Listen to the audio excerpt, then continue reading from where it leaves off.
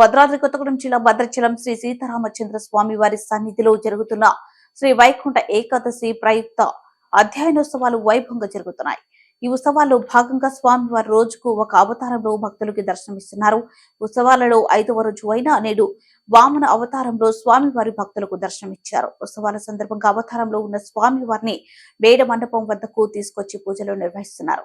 మధ్యాహ్నం రాజభోగం మహానివేదన అనంతరం స్వామివారి తీరు వీధి సేవ నిర్వహించారు. అనంతరం మిథున స్టేడియం ప్రాంగణంలో మరియు తాతగుడిలో భక్తులకి దర్శనమిస్తారు. ఈ రోజు ఆదివారం సందర్భంగా ఆలయంలో భక్తుల రద్దీ పెరిగింది. వివిధ ప్రాంతాల నుంచి అధిక సంఖ్యలో భక్తులు వచ్చి స్వామివారిని దర్శించుకుంటున్నారు.